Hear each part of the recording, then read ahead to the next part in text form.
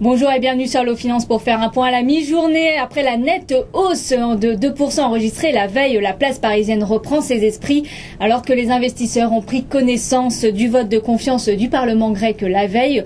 Première étape avant le plan de rigueur nécessaire à l'obtention de l'aide tant attendue par Athènes. À la mi-journée, le CAC 40 consolide et perd 0,51% à 3856 points. La prudence sera donc le principal mot d'ordre sur les marchés. L'attention sera portée sur les conclusions de la réunion de la politique monétaire de la Réserve fédérale américaine. Les perspectives économiques des États-Unis vont très probablement être révisées à la baisse, notamment en raison du ralentissement de l'économie américaine actuellement. Et la Fed devrait confirmer le non-renouvellement de son programme de rachat de titres du Trésor, et ce rachat devrait s'achever donc à la fin du mois de juin. Sur les autres places européennes, le DAX cède seulement 0,09% à 7279 points, tandis que le FTSE à Londres abandonne 0,39% à 5753 points. Sur le plan macroéconomique, les commandes nouvelles à l'industrie ont augmenté de 0,7% en avril dans la zone euro contre de 8,6% sur une année. Tout roule pour les valeurs automobiles.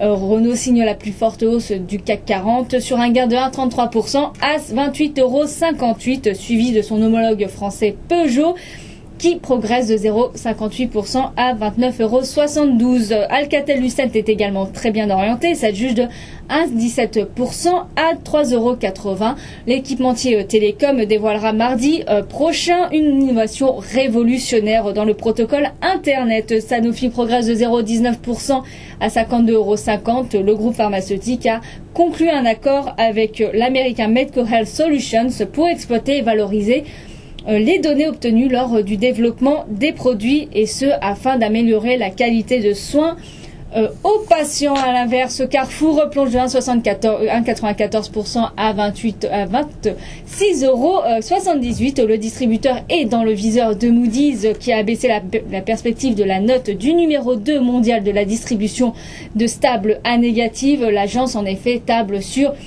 une diminution des profits du groupe au premier semestre. Dans son sillage, Bouygues perd 1,78% à 29,84 € et Schneider Electric est victime également de prise de bénéfices et redonne 1,59% à 111,50 € au lendemain d'un gain de 3,38%. EADS glisse de 0,37% à 21,67 €. Le groupe aéronautique et de défense a enregistré 263 commandes d'avions au salon du Bourget. Or, CAC 40 Altran s'empare de la tête du SBF 120 sur un bond de 2,82% à 5,50 €. Le groupe va présenter d'ici le mois de septembre prochain une nouvelle stratégie et une nouvelle direction, une direction remaniée.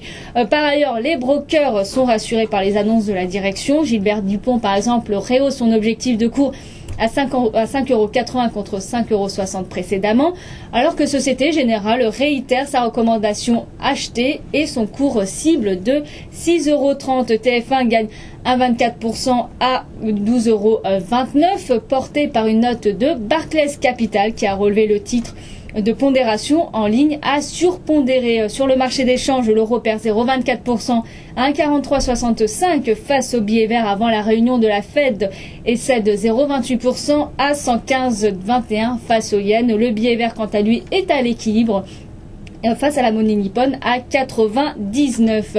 Le baril de pétrole est sous pression. Le WTI glisse de 0,77% à 93,45 $, tandis que le Brent abandonne 0,29% à 110,64 $. Le métal jaune progresse et se négocie à 1547 $ l'once. Voilà ce qu'on pouvait dire à la mi-journée. Merci, à très bientôt sur Allo Finance.